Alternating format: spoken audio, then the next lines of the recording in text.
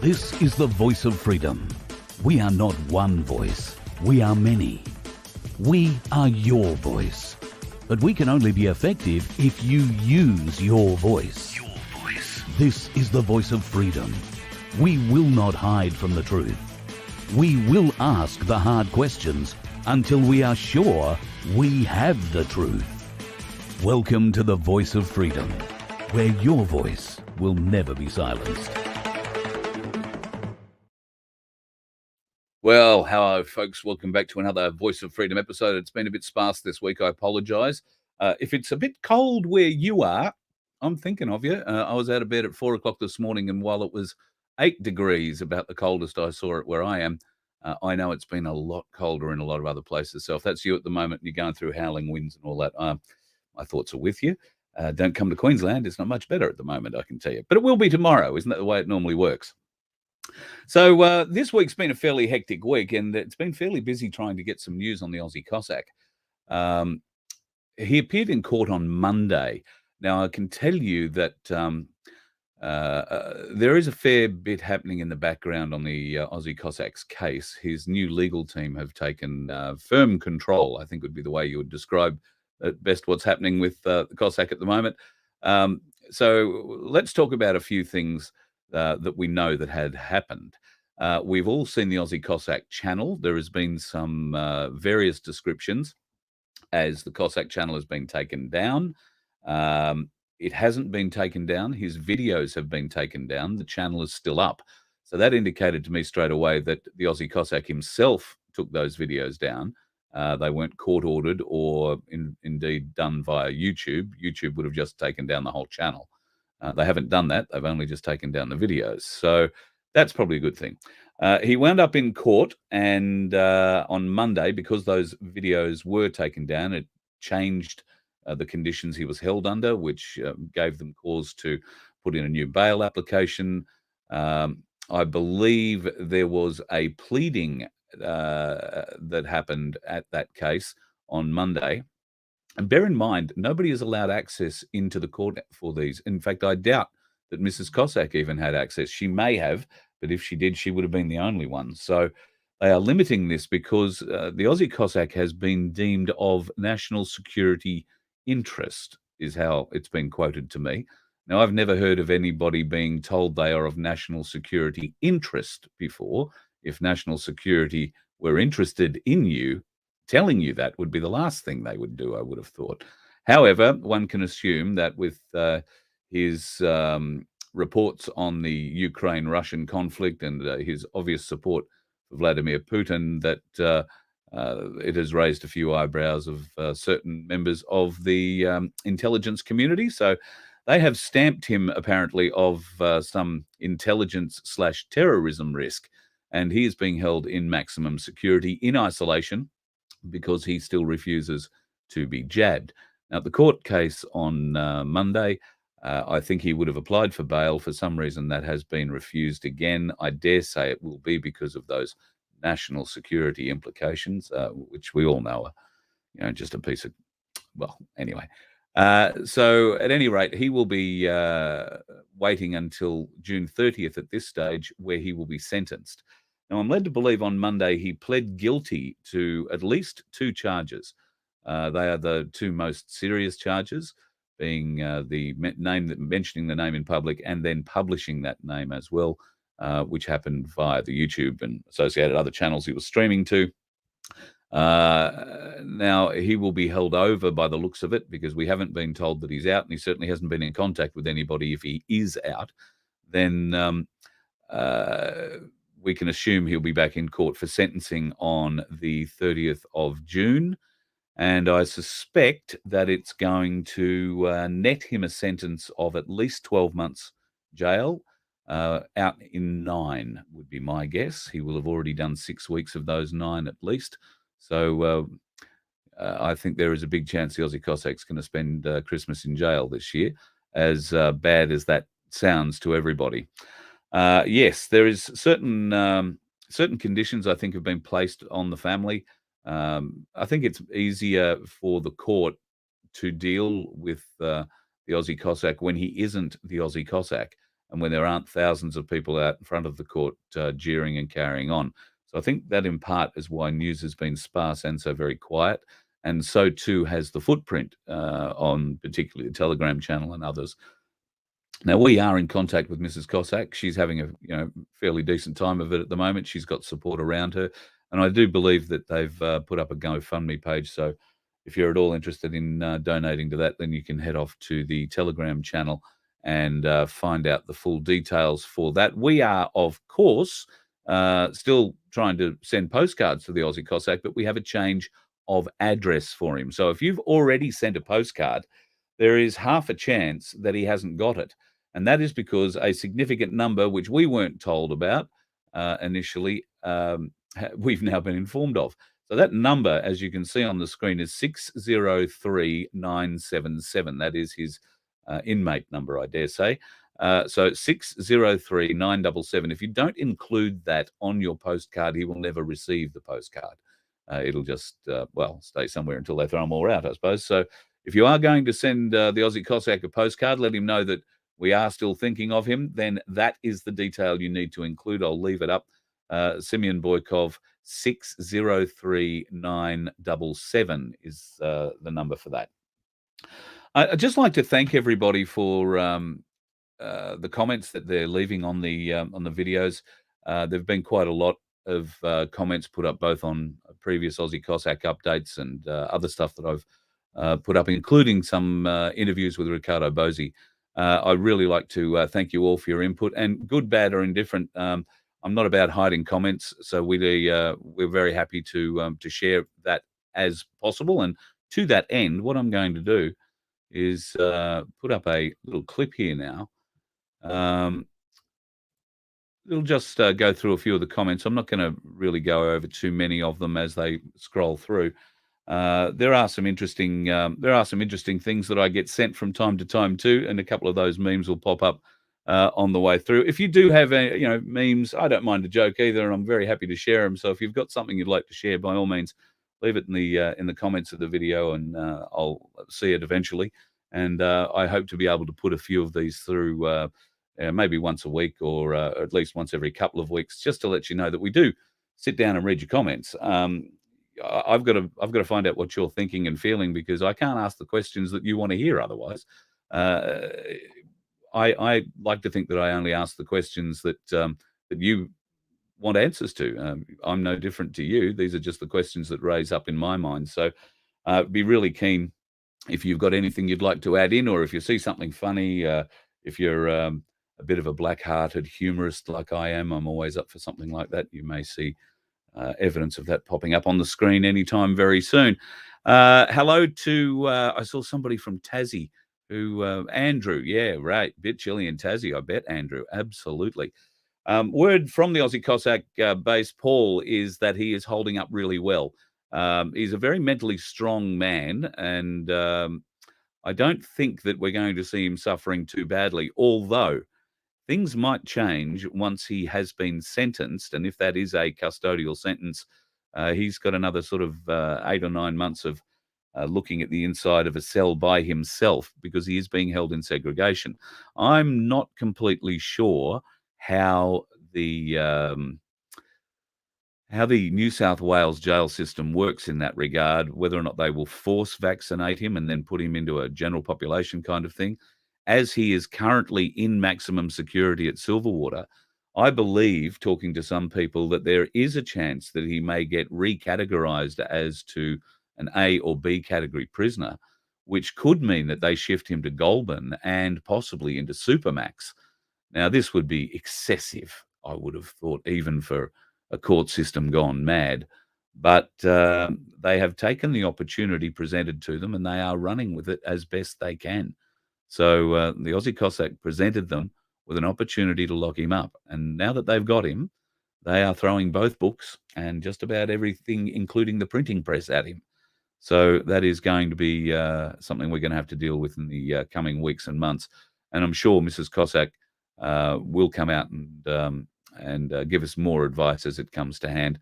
Like I say, at the moment, we are trying very hard to not have a problem with getting lots of people out the front supporting him anywhere at the moment. I think they're trying to keep as low a profile as possible, just so that they don't annoy the court. Yes, thanks for the new haircut, Christian. Yeah, good for that. I did that myself. I've got a double crown. I've got one of those heads that's really hard to cut, and people have been complaining about it forever. But at any rate, I'll see what I can do about trying to ruffle it up. I did need to do something. I tend to be one of those blokes who doesn't shave often and doesn't get his hair cut when he should.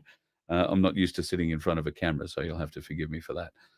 Now, there is, if you happen to be in Queensland, more particularly southeast Queensland, and I don't think I have a screen grab of it at the moment, but what I will do is I'll put it up in the comments after this video. There is a Freedom Fighters Ball happening in Southport at the Southport Golf Club on June the 11th. Now, let me just get the details right in my head. I'll have to go to my phone, so pardon me while I go looking for Lindsay's phone number. Now, Lindsay Temple has very kindly invited me and quite a number of other freedom fighters, along with everybody who has been part of this journey over the last little while, to this magnificent party. Now, tickets are, I think, $90 a person or $900 a table of 10. Southport Golf Club, June 11. I think it starts at 6 for pre-dinner drinks, for a sit-down 3-course meal at 7 o'clock. Live band, dinner, dancing, entertainment, bit of fun for everybody. I will get the flyer up eventually, and we'll see if we can't fill out. If there are a few people in southeast Queensland who are wanting to go, then get a hold of the Southport Golf Club. It's June the 11th is the night of the gig, and I think Q-Tix is where tickets are available from if you want to go and check it out. I think it's called the Red Dress and Black Tie Ball, something along those lines. So, ladies, if you like wearing red, it's going to be one of those sorts of nights. Ricardo Bosi has very kindly offered, you may have seen in the most recent chat that I did with him earlier this week, he has offered to sit down every week now and have a conversation. So we're going to be doing that regularly at 7:30 p.m. on Tuesday nights. So if you have questions for Ricardo, then by all means you can get them to me beforehand, and I'll ask them. I have the ability, if you want to supply your phone number, I have the ability to give you a call and record you asking the question if you want to do that. Very happy to put you on the air. Just while we're establishing what's going on with the different platforms, it's difficult for me at the moment to invite in everybody into the chats, and certainly difficult with Ricardo because everybody wants to talk to him. But we will get to a point where we'll have a few of you on with him in the coming weeks so that you can ask your own questions. But if you do have any, by all means, contact me either at tdvcarl@gmail.com, as in Tango Delta Victor, carl@gmail.com, or you can leave a comment and I'll get a hold of you somehow, and we will get you recorded and into the system so that you can ask your question when I get him on next. That's going to be pretty exciting. We'll have him every Tuesday night from 7:30 for an hour or so, and look forward to that. He and Rhiannon have unfortunately been struck down with a cold. I'm not going to say the lurgy because there is no such lurgy in their house, let me tell you. But they've both been struck down and are a little unwell later this week. Well, as this week has progressed, Ricardo looked pretty fit earlier this week, but he's gone down a bit. So I do have a little bit of news out of New South Wales, which is a bit upsetting. I've just been speaking with John from Blacktown Council. Now, John, along with 80 other workers, have been told that today will be their last day. They'll be welcome at work if they haven't supplied a program to either demonstrate they are getting vaccinated or they aren't getting vaccinated. They've been told that Monday they will not be welcome back if they cannot supply the details required by council. Now, it's a fairly big problem for council because that would be 80 workers taken out of the entire council workforce. And there is some doubts whether or not Blacktown Council can actually function with that many people taken out of the workforce and untrained people thrown in to replace them. So we're going to have a bit of a talk to John and maybe a few of the other guys involved with that over the weekend, and hopefully bring that to you either over the weekend or Monday. It will be a very interesting chat. They are putting together a challenge, a legal challenge towards it. And in fact, while I know we have a number of people who watch who have experienced similar issues, as in being sacked because they've not been jabbed. This might be one you want to tune in for, because there is a class action that's being started there too. And I'm sure that employees of some of those big supermarket chains and any other organization who wants to continue with these illegal activities while trying to impose these mandates. Mandate doesn't mean compulsory. Okay. Look up the word, folks. Don't look it up on Google. They changed the definition on Google. Look it up on something else. But mandate requires that you agree to whatever it is they want you to do. If you do not agree, there is nothing they can do to you. There is no punishment. Mandate requires you to agree. Do not agree. And mandates are not lawful. They are not legally protected in any way by the government. And any business who is unlawfully mandating their employees get jabbed, or they will not be allowed to work again, is putting themselves in an absolutely diabolical legal position. If you own a business and you're doing this, wake up to yourself. You are going to go to court. Your business will be shut down. You will be turned broke. You will owe so much to so many. So please wake up to yourselves, folks. Don't expect the government to come looking after you. Now, we have heard some anecdotal evidence, and I can't prove this, but trust me, people are looking. We have heard that some of the reasons that these big organizations, the big supermarket chains, the big councils, the big community groups, are continuing on with this madness of trying to enforce the jabs when nobody else is. And in fact, all of the bureaucratic bullshit has been removed. We've heard that the reason they are continuing with this is because they are getting some form of tax incentive, be that personally for people involved, or be that as a company, certainly for larger companies. They are also being given certain leniencies in how they're employing people, and more particularly how they can get rid of people. They are getting certain protections afforded to them through other government agencies. Now, I don't know. You got to try and think about what other agencies could benefit big chains like that. Not Fair Work Australia sort of springs to mind, but I have no proof that they're actually involved or anything like that. But you just got to try and wonder what other agencies would be involved. So that one immediately springs to my mind. I'd be interested to hear if you have any thoughts that spring to mind. So watch this space, folks. I think it's going to get very interesting. There are a number of legal cases coming up, legal challenges to this position that business is taking. And I say business broadly because it's business broadly getting tax incentives to keep doing this. Big business. We're talking not saving 100,000 or 200 or even $1 million in tax. We're talking millions of dollars in, well, what else could we call them but bribes, to help business keep this absolute bullshit mandate crap going. So keep your eyes out if you hear of anything like that. We're very interested.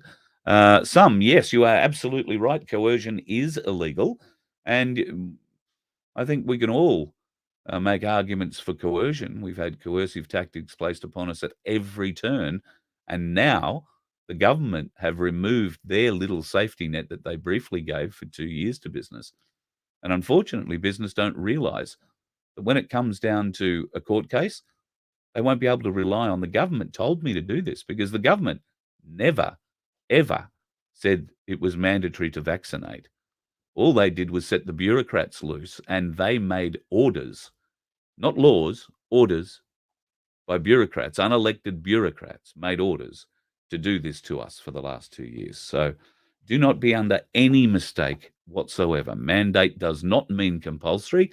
And if your boss is doing it, smile politely, sign the piece of paper and say, I'm going to see you in court and I'm going to own that great BMW you've got out the front. In fact, no, I'm not.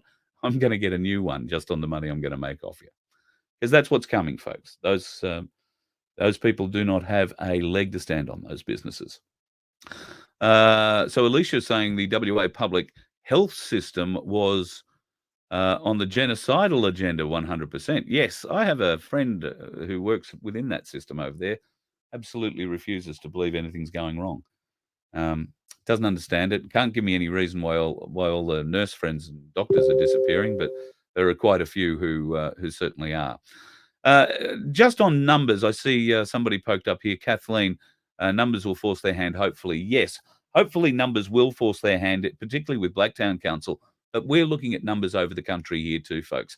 And I've got to say, there might be some exciting news coming up, in the next month or more, about what's going to happen, particularly in Victoria. That'll be the next election space to be watching very closely. Also, A1 are looking at being able to transform themselves into the party that everybody seems to think they should be. I noticed, pardon me one moment, I just need to bring up a lung. I noticed that there have been some comments regarding that status, that party status that A1 doesn't have. And there have been some quite insulting comments about it. I'm going to try really hard not to be insulting to those people, but A1 was never a party. And it had never really, in truth, been planned to be a party, is my understanding of it. A1 is just a group of independents. Now, somebody tried to say that they were running an illegal campaign because A1 wasn't registered as a party. Well, no, they weren't. That's what you call independents. They're the people who don't register as a party. So let's get that straight. There is no illegalities whether you're a party or running as a party or not. A1 weren't running as a party. They weren't trying to pull the wool over anybody's eyes. The fact that you don't understand the party system is more an indictment of your education and how you understand what happens in the world than anything the A1 people are doing. So let's just be away with that one. And I think that people are being a little bit harsh at times with some of their criticism over the expectation of A1. Let's be honest, there were only 10 people in the entire country who were running with A1 support, and most of them started very late and did manage to get a good portion of the votes in their areas. Now, while the Senate vote is still being counted, and I was talking to Lindsay Temple just via text yesterday, he said it's still being counted as far as he knows. He's not expecting to win the seat, but nor were we. What we did get, though, was a whole heap of people who came out and met a whole heap of people with similar feelings. Personally, here on the Sunshine Coast, when I stuck my hand up and had 4.5 hours to get 100 signatures to nominate to run, I was inundated and got over 150 signatures. Now, it was wonderful, the support that the A1 people came out and gave me that, day and a bit it was, 3 hours one day and an hour and a half the next. Absolutely wonderful. And now, from that, I've met 150 other people who are now hooked into our group, who are part of this chat, who are part of my Facebook groups, part of the Project Matilda groups. And Donna and Mason, I just want to say thank you very much again for all your help during that period too. Two wonderful folks. Now, I wouldn't have met people like this if I'd have sat at home and thought, oh, somebody else will get up and do that. So this is getting to what Ricardo and I were discussing the other day. There's nothing fearful about sticking your hand up and wanting to make change. If the change you want to make is good. And I've found that there is so much support for anybody who wants to stand up and make change. We just can't wait until 2 days before the election nomination cycle ends to do it. So to that end, I think it's important now that if you've met people, physically met people, or you've grown to know people through groups online, it's time we started meeting up. So to that end, I know I've been saying it for now 2 weeks that we're going to do this on the Sunshine Coast, but I'm going to meet up some people here, and I'm happy to go to the Gold Coast and meet people down there too. I'm happy to go north and go up to Maryborough, maybe, what's that, 3.5 hours from here, and meet people up there. If we can get together, we can have conversations, and out of those conversations, we can raise people up so that when the election cycle comes around next time, we do have a party, and we do have enough people that the people in each electorate want to get behind so that we can make real change. Now, if that's something you'd like to be part of, let me know, because I'd be very keen to try and organise that. Thank you, Keith. Parties don't feature in the 1900 Constitution. You are 100% right, but if you're thinking that the 1901 Australian Constitution will act as a constitution, you're barking up the wrong tree with me, my friend. That is not. That's a piece of paper that you could wipe your backside on, and it wouldn't have any difference in the world. And if you want to go to our Magna Carta 1215 Learning Centre, start at lesson 1. You'll understand exactly why I think that. Graham from Victoria went to the local supermarket with the missus, and out front, let me see, maybe easier if I actually click these up on the screen. Hey, you can probably see them then. They're saying if you're unvaccinated, you are to wear a mask. Wow. Well, I don't think they can enforce that in anywhere, Graham. Be interesting to see how they could actually enforce that. Yeah, given that there isn't anywhere. There is a great don't wear a mask. Nothing you can do anyway. I love that one. Yes, Christian, you are quite right. If you want to be part of A1, and look, A1 is about being an independent first and foremost. I don't believe in the party system either. I think the party system is what got us into this problem. But the larger aspect, which has become really, really clear through this election cycle to me, is that we, the people, don't understand the election system. First and foremost, we don't understand how our vote works, or how it works multiple times, or if indeed we want it to work multiple times if we're allowed to. The strange thing about that is neither does the AEC, it seems, has no bloody idea. Oh, well, their books get it right, but certainly their training classes do not. So some significant issues there. Just seeing a few more little things popping up. I am me. Yes, you are. The coming pandemic is here. You are absolutely right. The monkeypox. So is this another pandemic? Well, yes, it is. You may have seen online, it's been traveling around recently, the table document that they played out in 2021 explaining how monkeypox was this disease that they were acting against. Now, this was a tabletop exercise, but they played out a monkeypox outbreak. And I'm pretty confident that they used May 2022 as the outbreak date. And I can think we can expect sort of 70 odd deaths by the end of this month coming from one country alone to monkeypox, which is in fact shingles, which is really a symptom of the jab. So there is a lot of fake news out there at the moment, a lot of fake stories about children. I saw one today on news.com.au explaining that children, there's been a significant increase in the amount of children turning up with strange, lung and heart issues. This has never happened before, but in the last 12 to 18 months, and particularly since the start of this year, these kids are turning up in much higher numbers, greater volumes. No one suggests the obvious.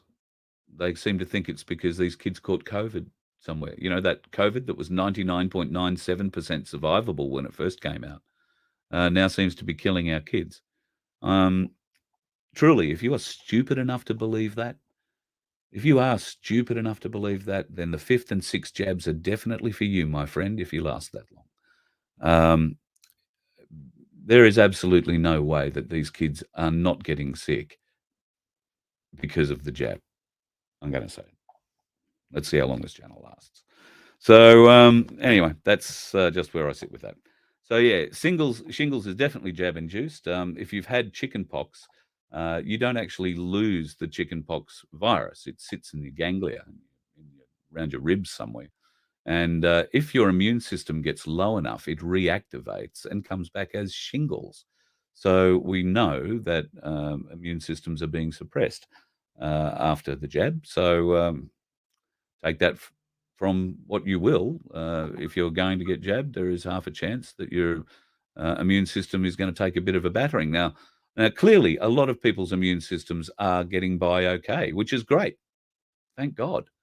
They might be having some other issues further down the track, but right now everything's going really, really well.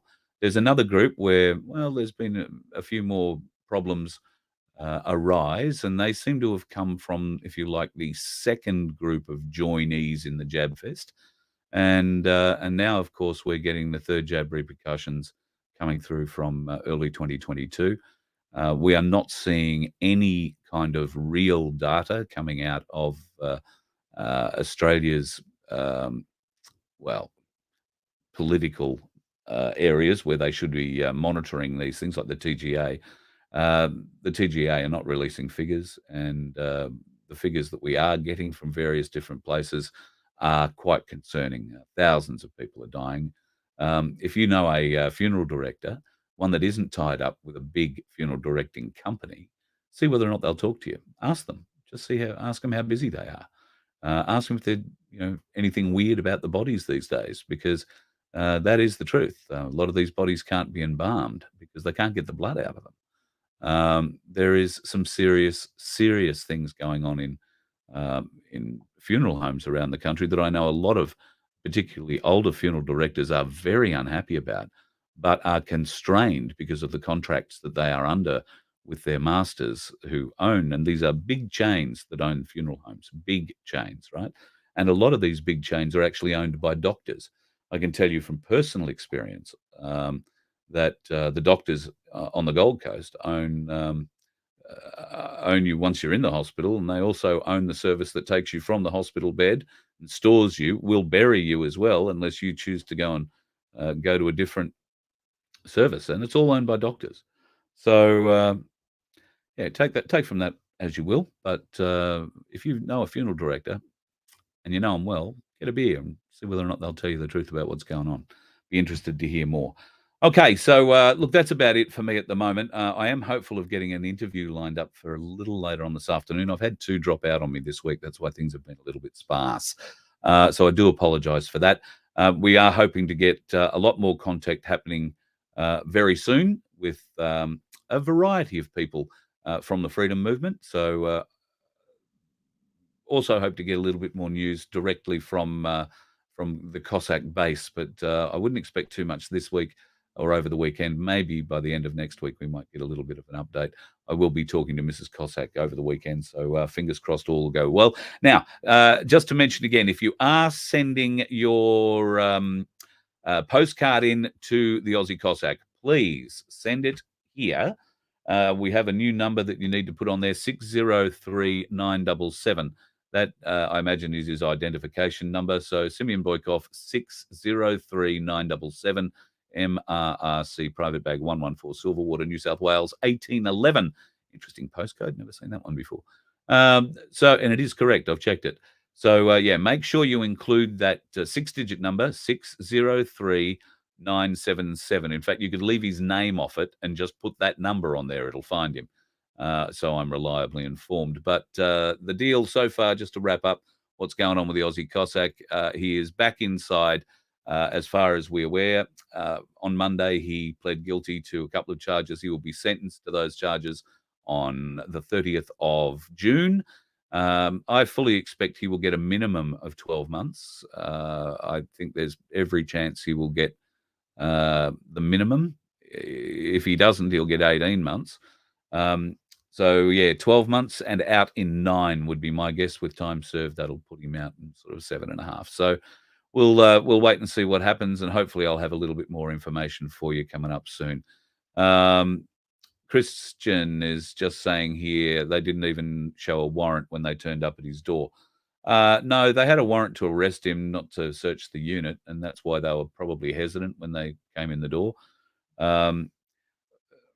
Just so people are aware, Simeon had been warned on the Friday not to mention this person's name. Now, the reason the police came to him, they came to his door, and he hasn't shown you this interaction. I'm not sure that he filmed it, but I know that it happened. The police came to him and explained that the person that had been charged with these pedophile actions had been found guilty. They had not been sentenced yet, and they were allowed out on bail. That he was not to mention this person's name at all anywhere, and he was informed of the seriousness of the charges should he decide he did want to mention that name. Now, I don't need to go into the reasons why the police came and spoke to him about that and warned him of the situation. I just need to let you know that that's what they did. So bear that in mind with what you're thinking about the Aussie Cossack going forward. He's a very strong man. He has very strong convictions, and he is very definitely against the laws that protect the names of convicted pedophiles. That's something we should all focus on. That is not what he was charged with, but that is something that I think he's going to have to hang his hat on when he comes out now. And he and Darren Hinch, who has also been to jail on exactly the same charges, might form a very significant dynamic duo in the future. I don't know. Could we see the Justice Party starting up in New South Wales? Might be interesting. We'll see what happens. But that scared the shit out of a few people. All right, folks. If I don't talk to you before the weekend, you have a great one. If you are on the roads, then please be safe. I used to travel 100,000 Ks a year on the roads. There are plenty of dickheads on them. Don't be one. Have a great weekend. And I'll talk to you very soon. Thank you again for your support.